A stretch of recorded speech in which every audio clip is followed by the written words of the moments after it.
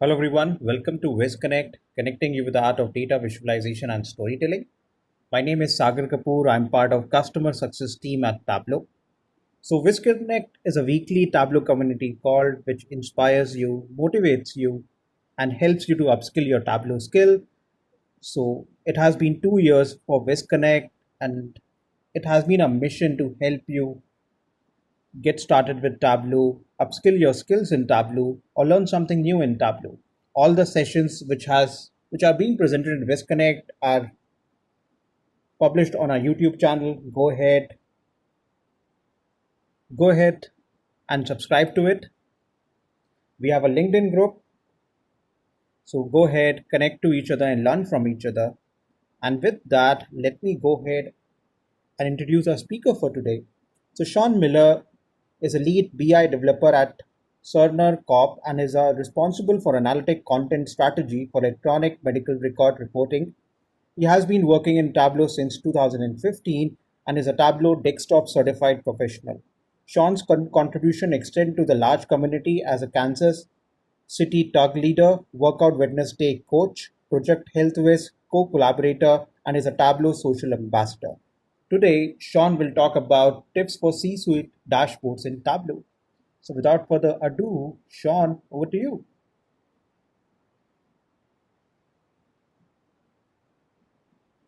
Good evening. Thank you all for joining this morning. I'm really excited to share a few things with you about C-suite dashboards. So uh, thank you, Sagar, for having me.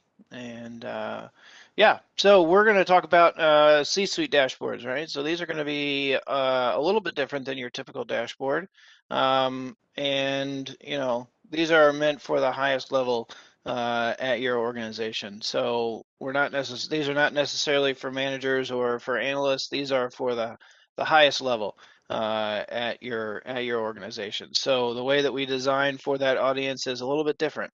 So we're going to talk about 4 tips for designing for those. Now, the first thing I want to say again, as I kind of start here, is I just want to again thank you for having me. This is a wonderful initiative and a wonderful community. The data fam is strong, and I'm never at a loss for inspiration whenever I'm in need of it. So I'm honored to be a part of this today. So who am I? My name is Sean Miller. As mentioned before, I'll briefly go over this since it was already talked about. So I work at Cerner Corporation. For those who aren't aware, Cerner is arguably the world's leader in electronic medical records software. So they build the software that providers use to enter all of your health data into a computer, right? So in the old days, we used to write things down. Doctors used to write things down on a manila folder, and then they would take that to their secretary, and then they would enter that in, or it would just get filed. We'd have giant files. And then around throughout the 2000s, there was a huge push to digitize all of those medical records, and Cerner was at the forefront of that. So today, what I do there for Cerner is I talk about I lead a center of excellence there, an analytics center of excellence, where we basically um, provide all of the analytic reporting for the EMR solutions. So it's a pretty big job. And then in the community, as mentioned before, Workout Wednesday, I've been doing that for a couple of years as a coach. I've been participating in it since it began in 2017. And then this year, I joined Lindsay Betzendahl to help and run the Project Health Viz initiative. So definitely check that out if you're interested in visiting health data. That's what we do. All of our data sets are health related. And then I've got a blog out there at hipstervizninja.com. and also a blooming YouTube channel under the same name. So come check me out. All right, so again, what are we going to talk about today? Well, we're going to talk about 4 tips. This is not an exhaustive list. We are not going to figure it all out today, right? And this is all of these tips, right? All of these tips you've probably read in all of the different data viz books throughout the community. But what we're going to do is we're going to dive into each one of these a little bit. We're going to talk about it, and then I'm going to show you some examples in the community of people who do a really good job of hitting on all 4 of these points or one of these points. So the first one, obviously, we got to have KPIs. These are, especially when we're talking about C-suite, they need to have, they need to have an ear to what's going on in the company, what's going on in the organization. They need to be meaningful. They need to be actionable, right? And what does that mean? We're going to get into that a little bit later. And then we need to provide some contextual views, right? What does that mean? The KPIs were a teaser, but the views are really what's going to help solidify those KPIs, give a little context to those KPIs, and allow the user, the stakeholder, the C-suite executive to drill down to the next level. And then one thing that I know that this is probably one of the hardest things for us as Tableau developers. We really do need to limit the number and amount of filters and interactivity.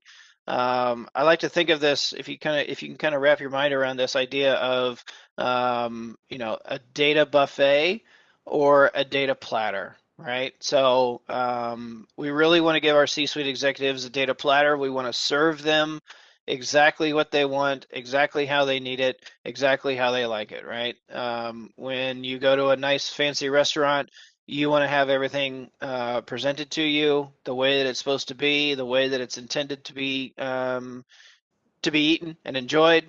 We don't necessarily want to just, we would be, if we went to a restaurant and it was a sit-down restaurant and they brought out all of the different ingredients and made you put it all together, it would kind of, it, it wouldn't really be what we expect, right? Same way with dashboards. Everybody loves filters, everybody loves interactivity, but too much of a good thing does not equal a better thing. So we'll talk about that a little bit more. And then lastly, we want to make it consumable, right? We want to design for consumption. If you design a dashboard that isn't easily consumable at the time when your executive needs it, they're not gonna use it. So those are the things that we're going to hit on today. Again, we're going to talk about it, and then I'm going to show you some examples from the community of people who have done this pretty well. So, all right. So the first thing, KPIs, right?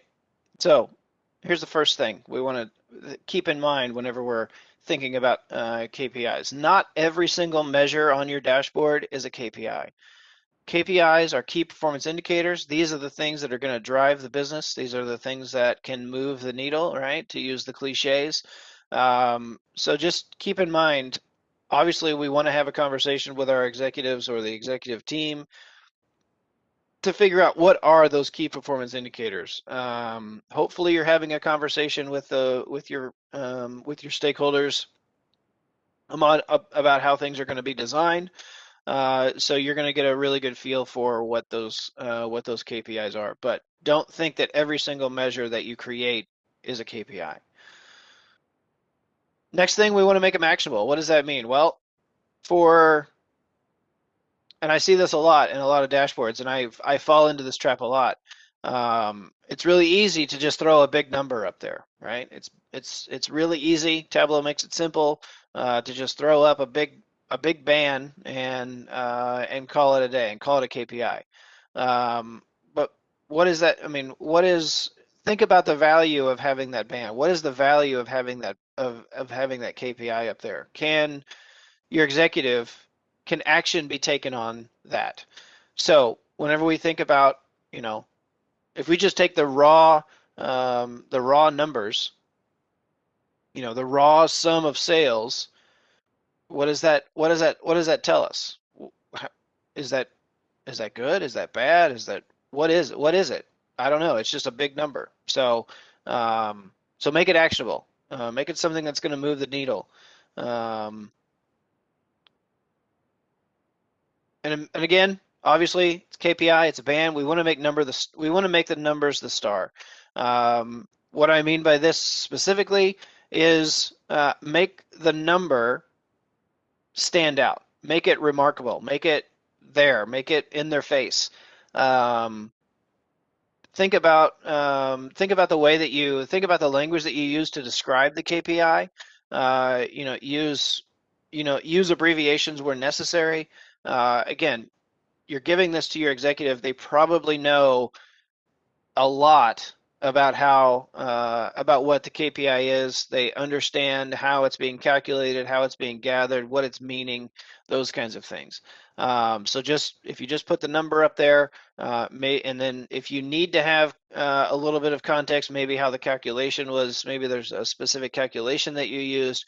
Don't be afraid to use tooltips and other types of maybe an info icon or a help icon where they can dive in if they need it. And then the last thing, and this kind of gets back to what I said above about making it actionable, raw aggregates aren't usually enough, right? So again, the total sum of sales is is fine, right? Maybe that if that's what they want. But don't be afraid to take it one step further. Uh, show a percent of total. Show and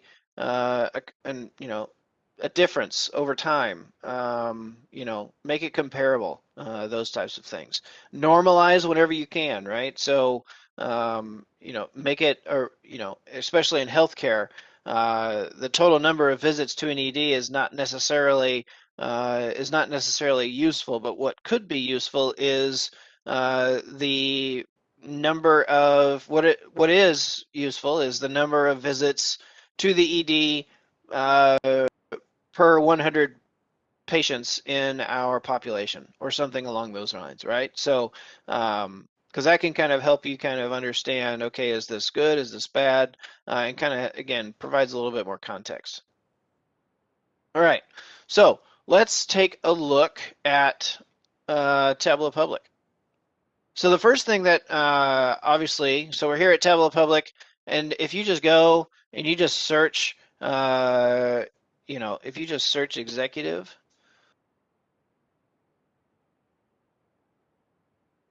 Tableau Public has really improved their Tableau Public search functions in the last several months. I'm super excited about how well a lot of this has come. So we're going to wait for this to load here, and you're going to find that we have a lot of, well, there we go. So there are over 10,000 visas with the word executive in them, and you can see right off the bat, you're going to see superstore sales. You're going to see dashboards for executives. You're going to see executive summaries. These are a huge. These take up a lot of space on Tableau Public. So let's kind of dive into some good ones and some really good examples of these, and we'll talk about how they kind of fit in with some of the 4 tips.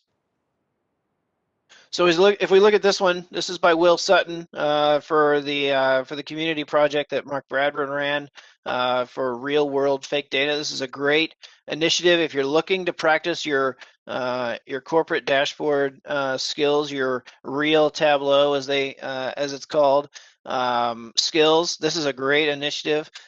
Just search for real world fake data. Basically, what Mark has done is provided a handful of data sets that are as real as possible and de-identified. So Will Sutton used this. This is about financial complaints. So let's talk about the KPIs. All right. So first, we've got a total number of KPIs, which I know I talked about.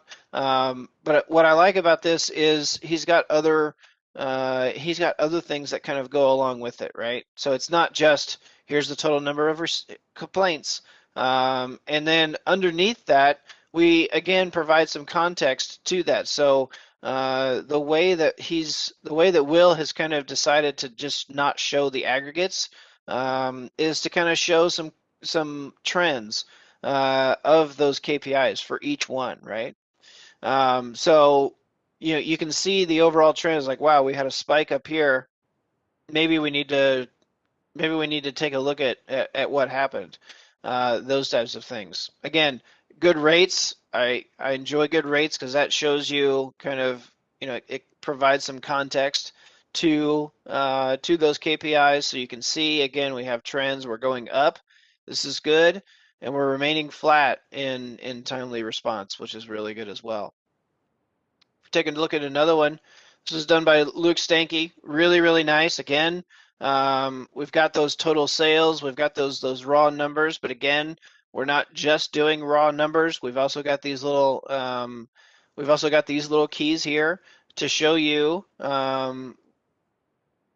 what that raw number is compared to last month, right? So you're gonna see. So you see these big numbers. But it's like, okay, what does that mean, right? So this is kind of helping with that raw aggregates are not enough. We've got, something to help us with, is this good? Is this bad? We're also making it actionable. This is a really nice dashboard. So we're going to be coming back to this one a few times, I think. This one I really, really like. This talks about, this really hits on the point of the numbers are the star. The first thing that jumps out to you, jumps out to me, I won't speak for you. The first thing that jumps out to me are those big black numbers, which is great. And again, Daria has used has used the KPIs and has provided, again, some additional context to those.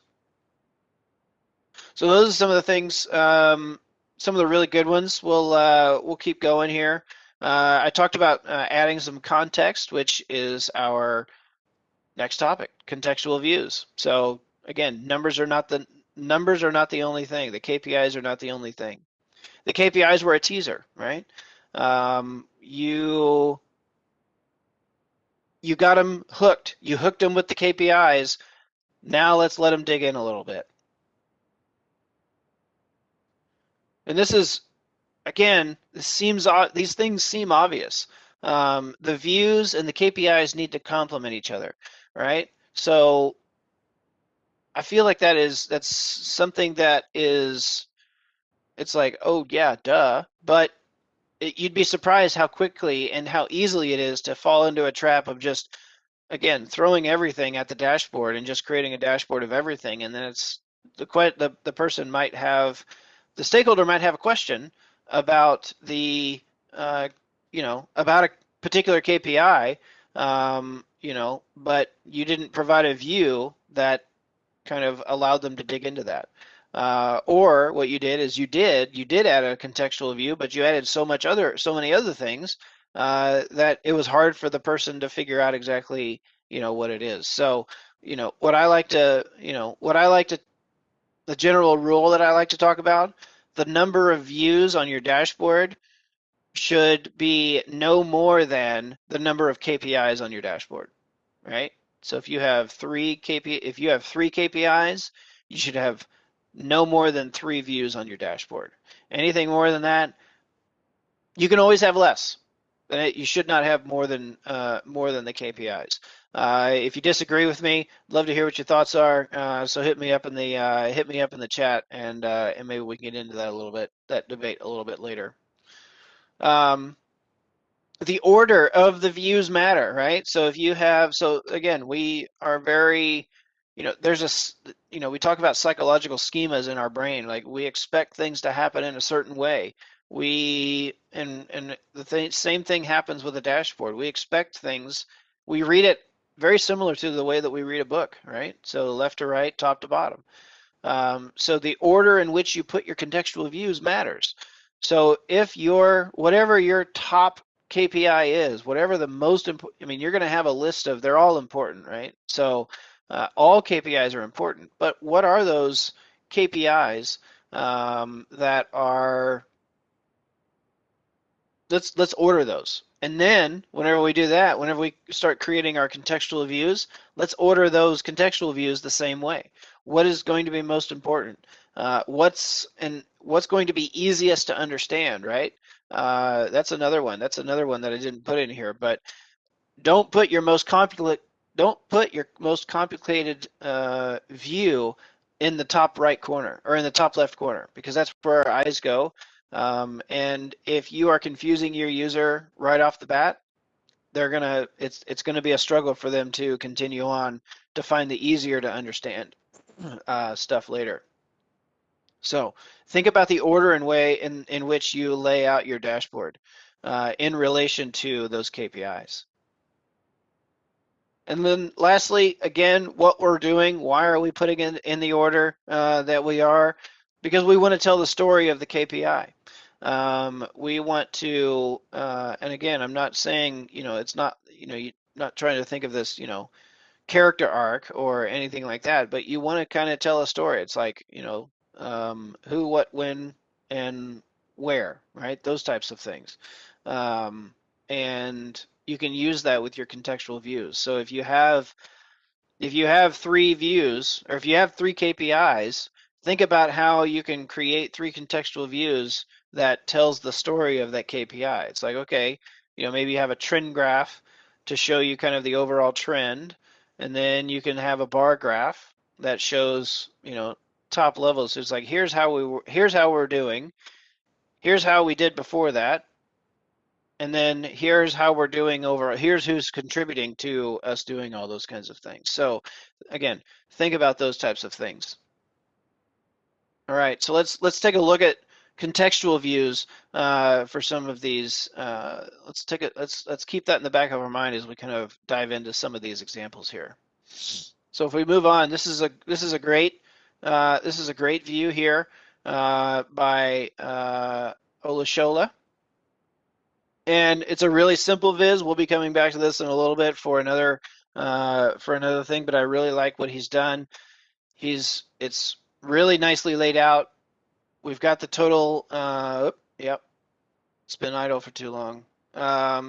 So we've got the current year sales. We're breaking it down. We're also showing performance to previous year, which is great. So thinking about those KPIs, and then as we kind of scroll down here, now we're telling the story, right? So again, he's telling a story. He's telling the user the insight that the stakeholder should be looking at, and that is, again, and that kind of gets into some of our next topic here, is tell the story, right? So he is telling the stakeholder a story with this data. He's not making the stakeholder go find this insight. He's telling them. He's telling them November remains a strong month, right? So here's last year, right, in the gray. Here's this year in the purple, and you can see a very similar trend happening in both months, which is really good. And then further, we're going to break it down. It's like everybody's doing well except for the West, right? Oh wait, no, they're the best performing, right? So they're doing well, right? So, but again, we're telling the Central is the one that failed. Apologies. So yeah, so we're telling the story, right? And we've told two stories with just one KPI, right? So the KPI, this is what I talk about, contextual views. The KPI is not enough.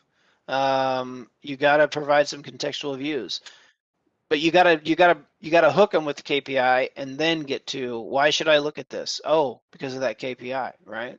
So this is a really good example. Here's another great example of talking about, when we talk about the contextual views, and I talk about the rule of 4, no more than the total number of KPIs for views. And when I talk about the contextual views, I'm not necessarily talking about these, because I would still wrap these up in the KPI. So what I'm talking about down here are your big real estate owners, right? So the ones that are taking up a lot of real estate here. So we've got four KPI, or we've got 4 views here, and up top we've got 4 we've got 4 KPIs. So what I really like is, and actually, if you take a look at this, what Thiago has done is he's actually given you 2 views for the KPIs, and then we have what he calls the strategic overview, which, and again, this goes back to don't put your most complicated views first. So again, if we just look at this, above the fold, when I say above the fold, above the scroll point, um, above the scroll point, we've got everything that a stakeholder would need to answer several questions about these KPIs. And so that's all really nice. Then if we scroll down, and you can see strategically, I don't know if Thiago did this on purpose or not, but it's really great. He teased us. He teased the stakeholder with right before we scroll, we see a strategic overview. Somebody sees that, they're going to be like, oh, what does that mean? Let's scroll down and take a look. Oh, okay. These are, as you can see, these are very helpful, very insightful, very actionable, but they take a little bit of time to orient yourself to exactly what you're looking at, especially if you're not used to looking at these types of charts, right? So I think this is, I love the way that this is laid out uh, for thinking about how a user, an executive, is going to be using this dashboard. So here, you scroll down, and what's interesting is there's not a direct tie back to the KPIs. And again, when we think about layout and we think about contextual views, yes, these are important, but they're not necessarily related directly back to the KPIs. So I don't necessarily need to have the KPIs still up here. If I really need to refer back to them, I can just scroll up. But in this view right here, you can see there's a direct tie back to each of these KPIs. So this is a really, really, really nice example here. If we go back to Luke here, well, you can see he's built a table. It's a table on steroids, but it's still a table. And what's really nice is, again, thinking about those KPIs. We think about, and this is a very simple trick that a lot of people use, is here are the KPIs, and then here are those KPIs broken down by dimension, some dimension. Right? So he's decided to jump into subcategory, right? So here you can see, and for every single KPI, he's built a table to look at that. So again, you can see what you're able to do really quickly with this is you can look at chairs. You can see they've got almost $17,000 in sales, which is up 50% over last year. But then what you can do quickly is you can compare that 16,000 to the overall number. You can compare quickly that 50% to the overall value. And again, you can see, and then what we're doing is he's got this view, this trend view here, but then he's breaking that down and going one step further, which is again really, really nice. So let's see. We haven't done this one. So contextual views, again, the same idea as what we saw in Luke's example, where we have the KPIs, and then we break those KPIs down by some dimension. And here, for this hotel, we're breaking it down by region. And again, we're putting the table up top because people love tables. Tables are easy to understand. Everybody can understand them. And then down here, we've got a little heat map, which may be a little bit more of a complicated view to take a look at. Right? So those are some of the ways that you can, make your contextual views tie back to your KPIs whenever you're creating your KPI dashboard. All right. This is where I'm probably going to, excuse me, this is probably where I'm going to start the most controversy, or maybe not. Maybe people will agree with me. I don't know. We'll see. All right, so filters and interactivity. I kind of teased this up at the beginning, but we really want to limit the amount of filters and the level of interactivity when we're doing a corporate level, a C-suite level dashboard. And why is that?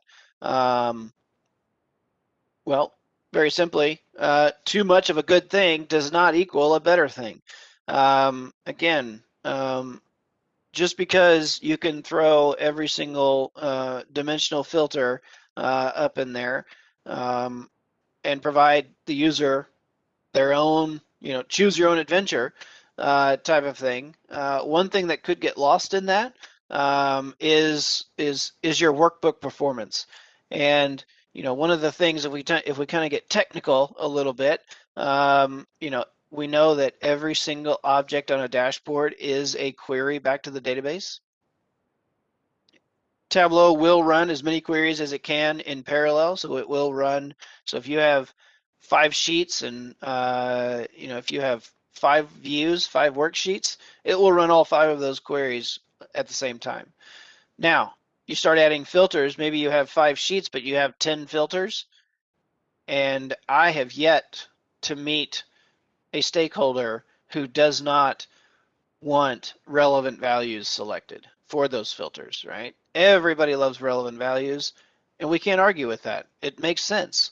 Uh, it makes sense. What happens in Tableau performance when you have relevant values? Tableau can no longer perform those parallel queries because it has to take the first one, run that query, then it has to take that in context and run the next query because we have to do relevant values, right? So that's why I say too many filters, not going to be a good thing. It could start to hurt performance. It's also just not a really good user experience for the person to have to, for the stakeholder who just wants to get the number, get some context, and go. If they have to do a bunch of filtering to get down to what they want or what they need, um, you know, they they have people for that, and it's usually us. So think about that as well. Be intentional, and this kind of gets. I mean, this is all kind of, again, we're not you know I'm not telling you all things that you've never heard before. Just telling you things you've heard before in a different way. So be intentional with your interactivity. Be um, intentional with the filters you put on there. Yes, they probably need a date filter. Give them one. But think about, do they need a relative date filter? Do they need a range of date filters?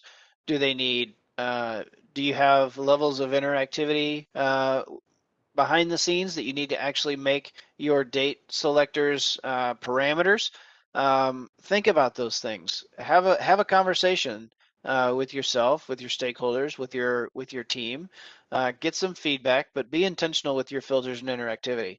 Um, and yeah, spread the interactive love. That kind of gets around to being intentional. What do I mean by spread the interactive love? Not everything needs to be a click to filter. Uh, I have seen some really excellent examples of hover to highlight, especially if you have a lot of different dimensions, a lot of similar dimensions in views. So just take a, just think about those types of things, and spread the interactive love. Think about set actions. Think about using. Um, again, hover to highlight or something like those. Don't just do click to filter all the time. And then interactivity for navigation. One thing that you'll see a lot of is we're going to give you a dashboard. One thing that I like to do is we're going to give you a dashboard. Here's your high level KPIs. Enjoy them and get your answers. But if we're only going to give you the KPI number, maybe a little bit of a trend, and maybe a little bit more of a context. But if you want to drill in more than that, I'm going to build in interactivity through URLs or go to sheet actions that will allow you to go to. I'm going to make yourself choose intentionally to go to a different dashboard that's going to be at a different grain than what you want. It's going to be more detail oriented. It's going to be more analyst focused. It's going to have more filters, but I'm going to do that intentionally so that my stakeholder is intentionally making that choice to do that. So I use this one a lot.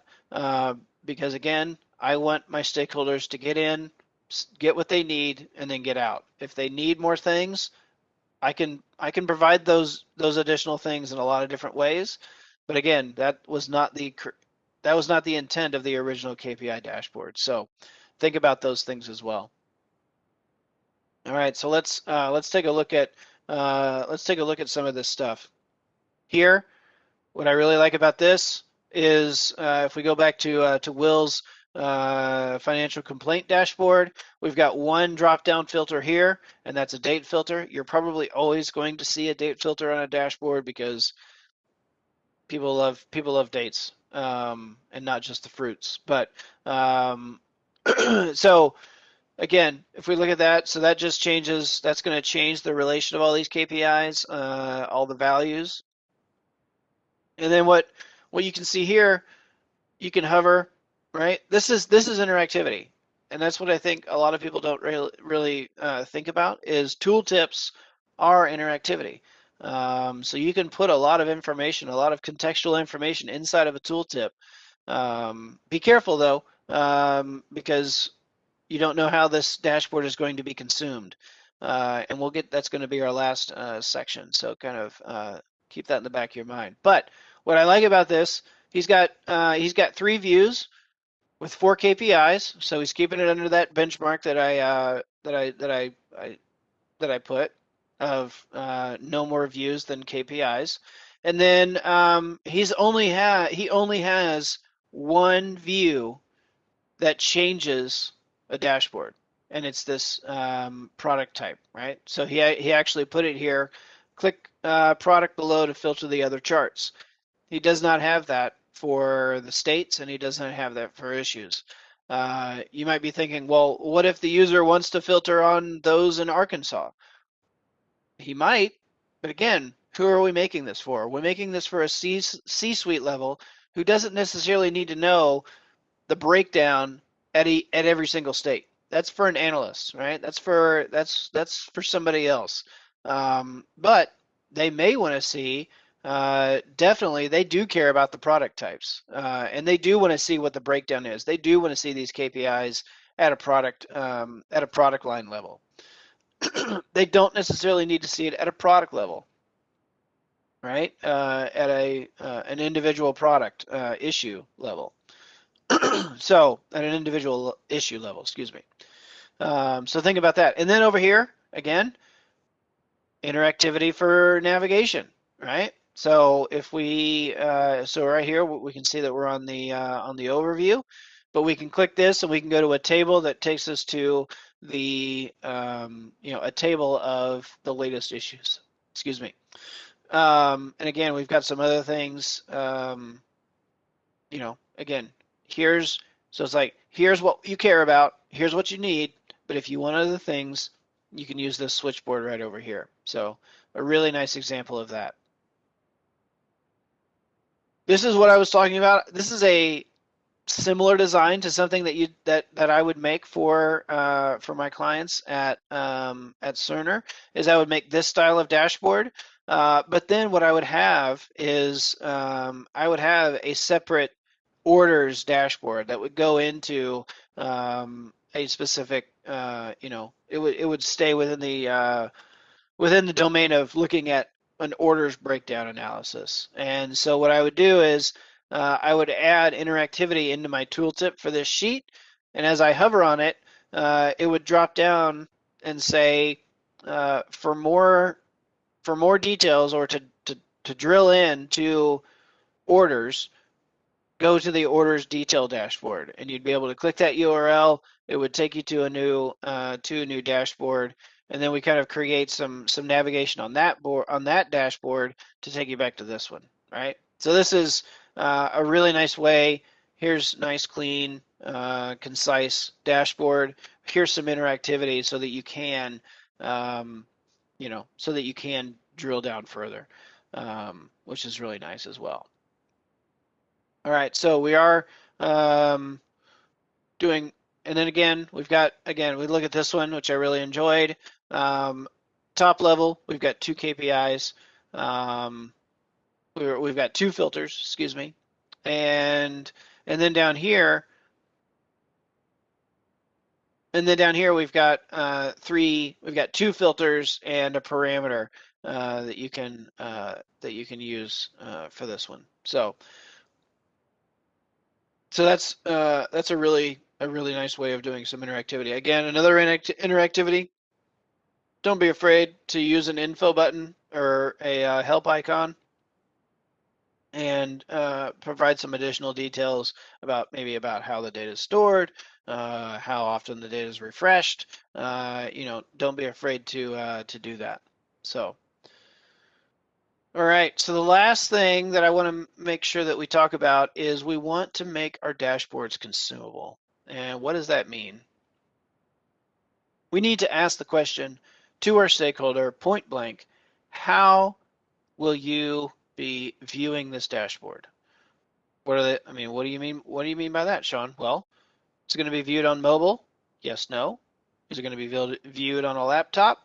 Is it going to be viewed in the boardroom on a massive resolution projector? Is it going to be in a keynote? Is it going to be in a PowerPoint? There are so many different ways that this dashboard is going to be viewed. And the answer to each of those questions is going to help you decide how to lay out those dashboards, how to kind of go create these things. Obviously, if it's going to be moving from a lot of different devices, that's going to have a real impact on how you go about laying this out for everything. Next thing that we want to take a look at is when will it be viewed? Is this a daily KPI dashboard? Is this a monthly, a quarterly, a yearly, an ad hoc? Right? Just whenever I want to see it, I want to be able to see it. Well, it's not really helpful, but I'll do my best, right? So when will it be viewed? Again, the answer to this question, again, is going to decide a lot on how you go about creating that. If this is a daily view, and we'll kind of get into this a little bit later in just a minute, but if this is something, and when I talk about these complicated charts, something that's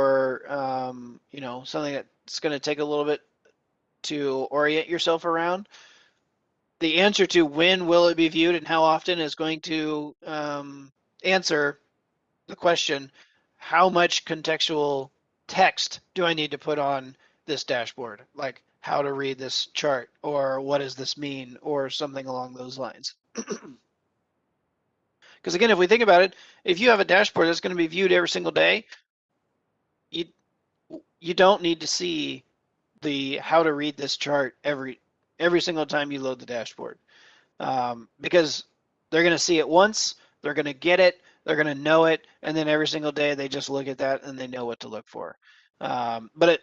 If they look at it quarterly, once every 3 months, or a couple times every 3 months, that might be a time where you would need to kind of do a little bit more hand holding. How often is the data refreshed? These two go hand in hand. But again, think about those questions.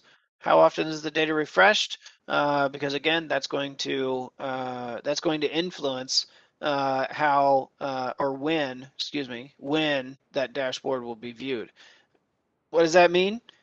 If they want a daily dashboard, but you don't get new data until, unless you get data every week, well, why do you need it every day, right? What's going to be changing that's going to be doing that?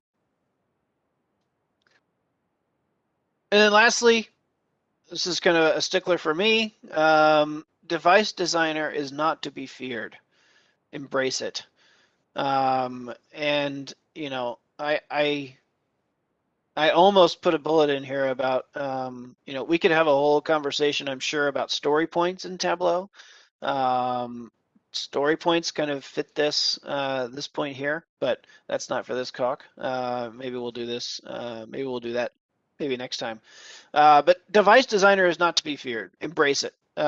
If you can learn it, learn the ins and outs, learn the tricks and the tips, and how to go about doing all that. It can really be a really beneficial way of creating a dashboard that's going to be viewed on multiple screens, right? So if you kind of think about it, these two go hand in hand. and these two go hand in hand, right? So 1 and 4 are connected, and 2 and 3 are connected. But if you have a dashboard that's going to be viewed on multiple different screens, designed for that, and that's what Device Designer allows you to do. Is you can have one dashboard, but you can design it for different dashboards, and by using the whole tiled versus floating argument, that's where Device Designer is really shines. If you have a container dashboard, it makes multiple size devices that much easier. So, all right. So we're going to finish up here. We're doing great on time. I've only got just a few more things that I want to cover, and then we will open up the line for some Q&A. So I said that we were going to come back to this one. Obviously, this is a great mobile design dashboard, or maybe in an iPad, and it's really slim. It's a slim design, which is really nice. This is obviously designed to be viewed, you know, in a in a fast-paced mobile environment, right? So you can just quickly scroll. Yep, looks great. All right, we're done. You know, this dashboard, you're probably going to be seeing this. This is not a dashboard that you're going to be putting into a, putting into a PowerPoint probably, but you're probably going to be looking at this on a laptop. You might be looking at this in a boardroom on a projector, but just think about those things whenever you do that. So this is what I wanted to talk about. So this one is a really great example of how to create multiple devices for this dashboard. Because this is tiled so nicely, it will be able to conform to each device a lot easier. If this slims down, then all the KPIs are going to go vertical without a whole lot of effort.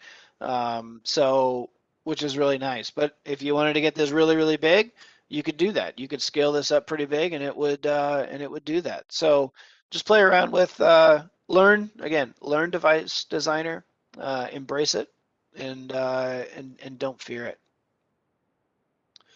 One thing that we do at Cerner is we actually do one way that we kind of get around this is we don't do any mobile just because of the nature of our implementation. It has nothing to do with our users. It's just our implementation of it. We don't use mobile, but what we do is we use the range setting for our dashboard sizes, and we don't set a maximum.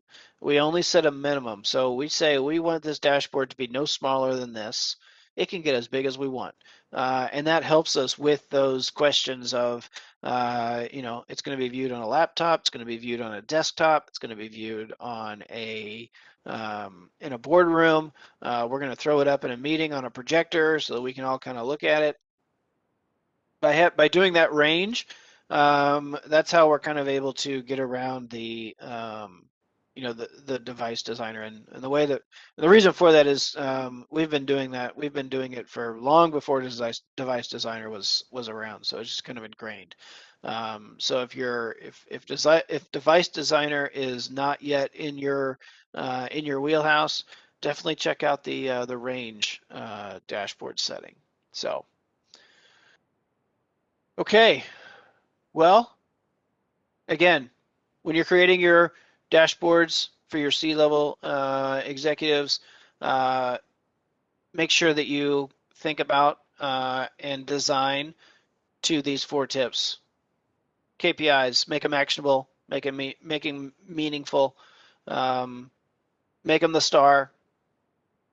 Contextual views, make it make sense, tell a story. Don't give them a lot of filters. Don't give them don't give them a lot of interactivity. Give them exactly what they need. Think about that. Think about that analogy between the data buffet and the data platter.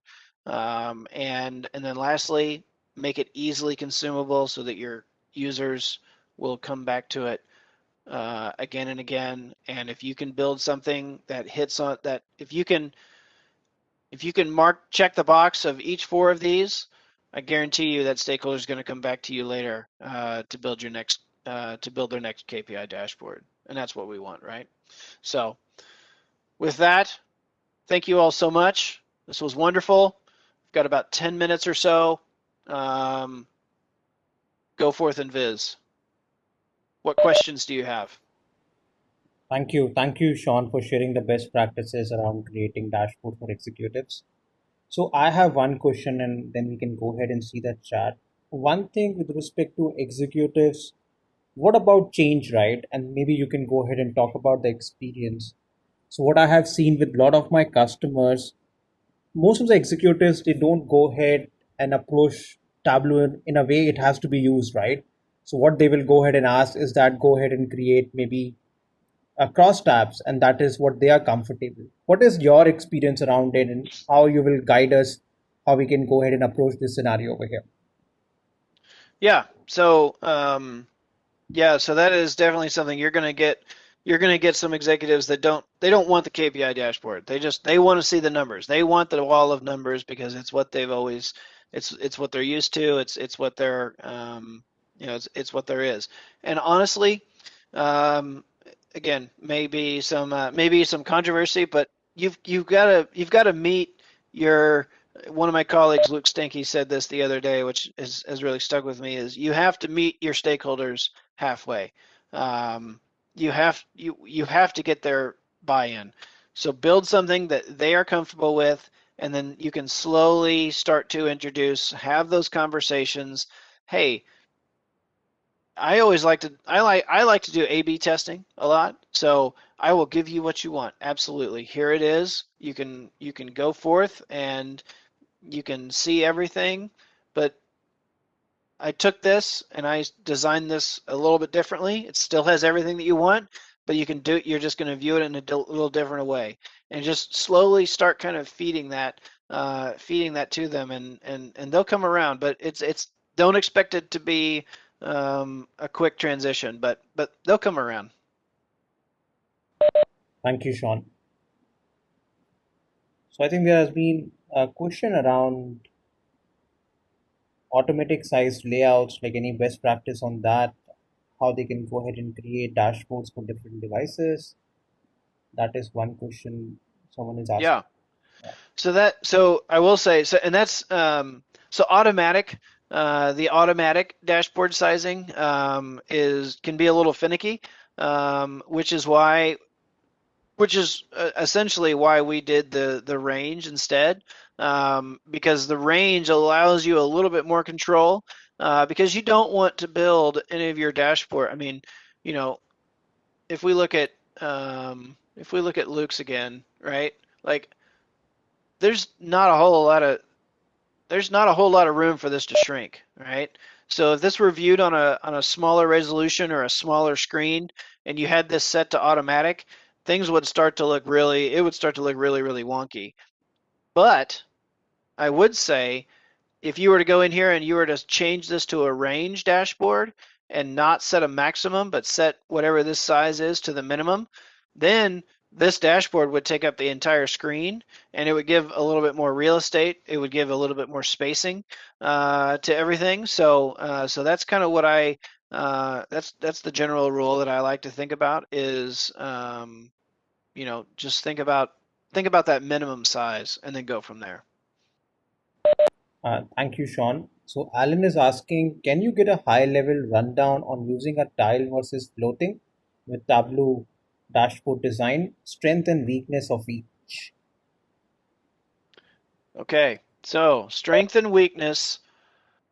So pro and con list of floating versus tiled. Yes. Okay. So first off, and we'll use some of these examples. Um, this is a combination of floating and tile dashboard right here, right? So that is a good thing. This is these KPI cards up here would be really hard to build like this in using a tiled dashboard, and using a container dashboard, I should say, not tiled containers. Those are different things. You could do it. It would it would take a lot of containers, and it would take a lot of it would take a lot. But with floating, you can get these exactly the way that you want them, and you can put them exactly where you want them. That is, I would say, that is one of the downfalls. That is one of the negatives of a containered dashboard. Is you don't have that same flexibility that you want to put. If you want to put a info icon exactly right here in this space, it's really hard to do with a tiled dashboard because you've got to do some interesting kind of hacking with that. But that's really nice. And I would say another drawback of container over tiled is you know a lot of the when using a containered dashboard, it does create a lot of I'll call it design overhead. You can get really lost in all of the different types of containers really quickly, especially if you're inexperienced in doing those. But again, with a floating dashboard, you just put it out there and you put it exactly where you want it, and then you move on. But one thing I will say, one drawback to floating is in this scenario where you have when you have a range dashboard size, or maybe you're using device designer and you're floating, we don't really have snap to grid in Tableau, and we don't really have dynamic sizing of dashboards. So sometimes, depending on how things stretch and constrain and conform and move around, your floating objects can kind of get wonky, and and might not look right. So I feel like there's a lot more control of when you're doing those types of different dashboards sizes. You have a lot more control with a container dashboard.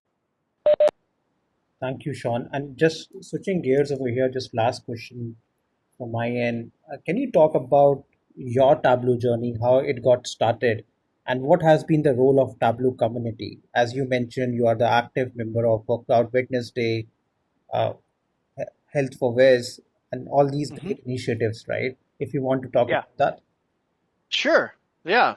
So I used to be. This goes all the way back to um, 2014, and I was a master at Microsoft Excel. I was writing VBA code to create basically dashboards in Excel, with 50 pivot tables and pivot charts based off of those 50 charts. And then all of a sudden, somebody came to my desk and said, "Hey, we're thinking about getting this product called Tableau. We're going to get a couple of licenses. Do you want one?"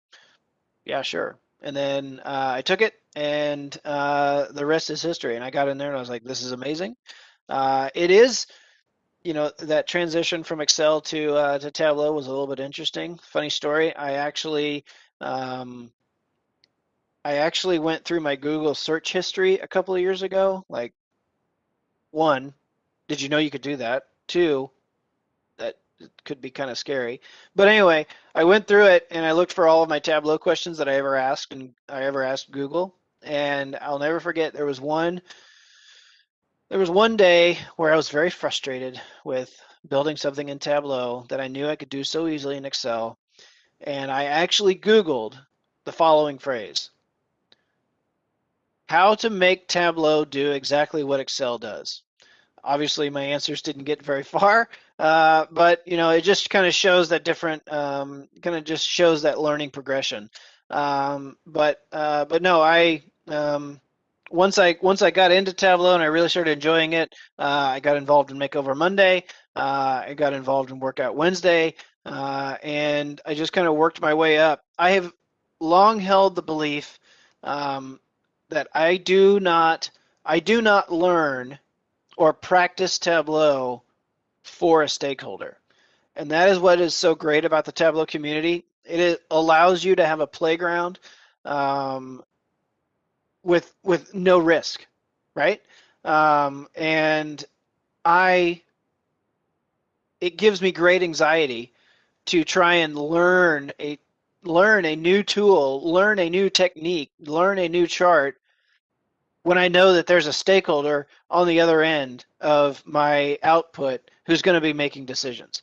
But if I have an open playground in the Tableau community to go and be creative and try new things and see what works and understand why it's doing some of the things it's doing, that has been the biggest. That is my personal.